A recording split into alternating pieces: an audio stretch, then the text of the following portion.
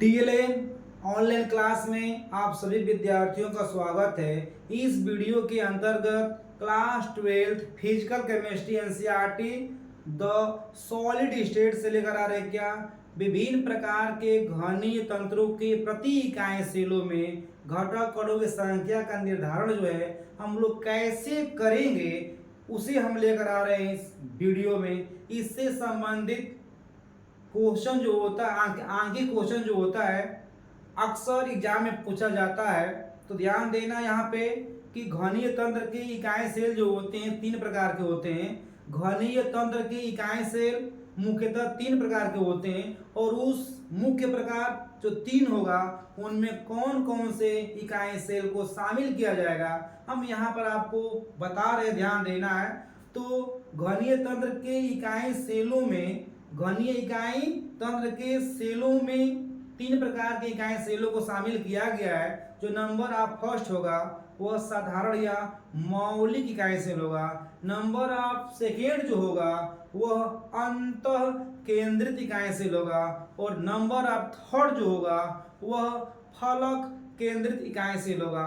तो हम ग्राफ में आपको पहले बता चुके हैं कि तमाम तरह के जो इकाई सेल होंगे उनका हम ग्राफ स्पष्ट किए हैं कि साधारण इकाई सेल में जो होते हैं साधारण या मौलिक इकाई सेल में घटक कण जो होते हैं केवल कोनों पर स्थित होते हैं, जबकि अंतः केंद्रित इकाई सेलों में घटक कण जो होते हैं कोनों के साथ साथ फलकों पे भी स्थित होते हैं। और क्यूबिक में घन में फलक कितने होते हैं? 6 होते हैं, ध्यान देना है।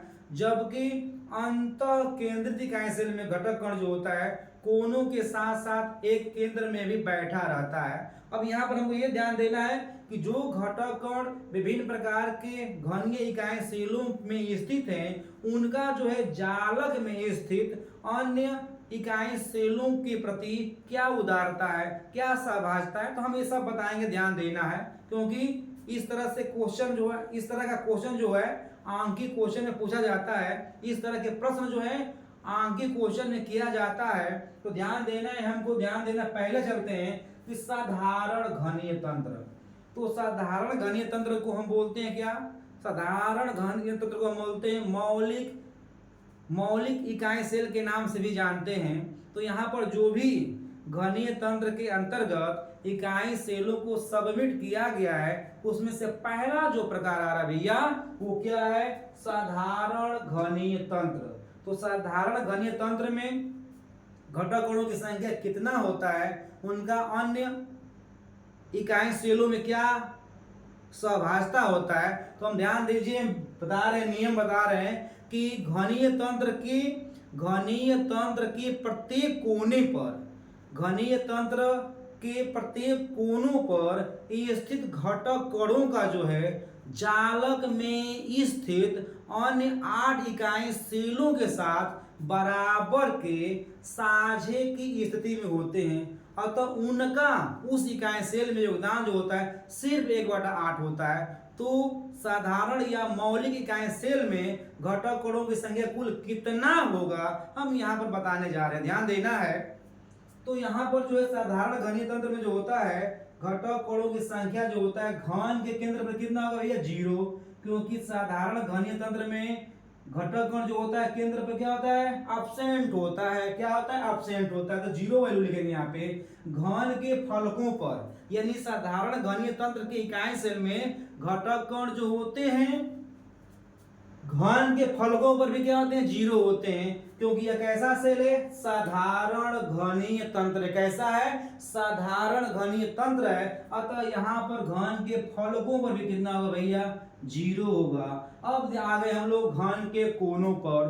तो साधारण घनीय तंत्र के कोनों पर जो घटक कण बैठेगा वह उस जालक क्रिस्टल में अन्य 8 इकाई सेलों के साथ बराबर के साझे की स्थिति में रहेगा। अतः उस इकाई सेल में उसका योगदान कितना रहेगा? 1/8 का रहेगा। चलते हैं, ध्यान देना है। तो 8 कोने होते हैं तो 8 गुणे 1/8 हम लोग 8 से 8 कैंसिल करेंगे, कटा देंगे तो कितना आएगा भैया? 1। अब इस प्रकार के साधारण घनीय तंत्र में कुल कितने घटक कण शामिल होंगे, टोटल कैलकुलेशन करेंगे तो होगा जीरो। जीरो का घन के केंद्र पर क्या है, जीरो है, घन के फलकों पर कितना है, जीरो है, तो जीरो प्लस जीरो, और घटक कण जो कोने पर बैठा है उस इकाई सेल में उसकी संख्या कितना होगा, एक होगा। तो यहाँ पर हम लोग 1 करेंगे, ध्यान देना है, 1 करेंगे तो कुल वैल्यू कितना आएगा भैया, कुल वैल्यू आएगा कितना आएगा, 1 आएगा, कितना आएगा, 1 आएगा। यानी साधारण घनीय तंत्र में, साधारण घनीय तंत्र के इकाई सेल में घटक कोणों की संख्या कुल कितना निकला, 1 निकला, कितना निकला, 1 निकला। अब हम चलते हैं क्या, अंत केंद्रित घनीय तंत्र में। तो अंत केंद्रित अंत यानी घनीय तंत्र के अंत केंद्रित इकाई सेल में जो घटक कण होता है वह घटक कण जो होता है उसी इकाई सेल तक सीमित रह जाता है।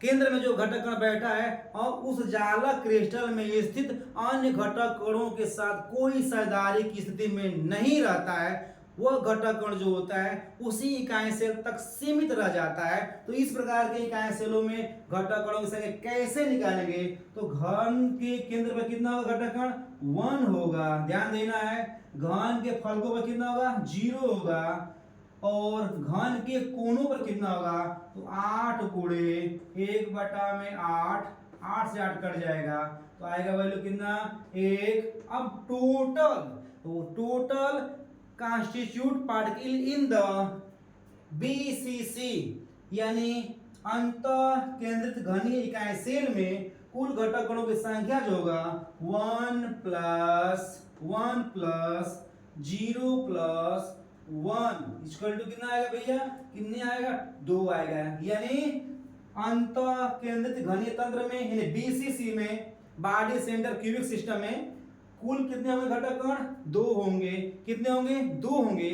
और लास्ट नंबर में चलते हैं फलक केंद्रित घनीय तंत्र, इसे हम बोलते हैं FCC बोलते हैं, फेस सेंटर क्यूबिक सिस्टम। तो यहाँ पर हमको ध्यान देना है कि घन के केंद्र पर क्या होगा घटक कण, यहाँ पे 0 होगा, 0 होगा।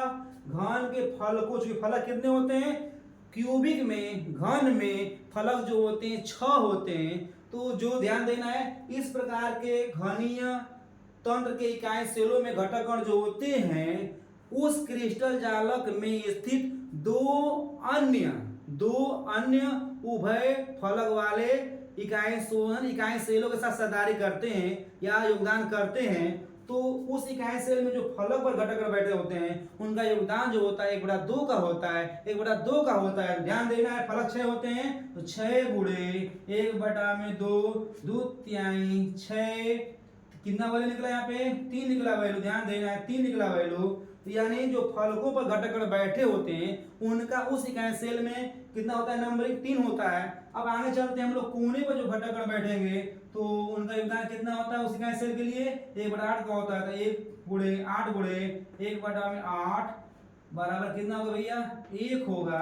अब total value of the FCC unit cell में कितना होगा, ध्यान देना है, 0 प्लस 3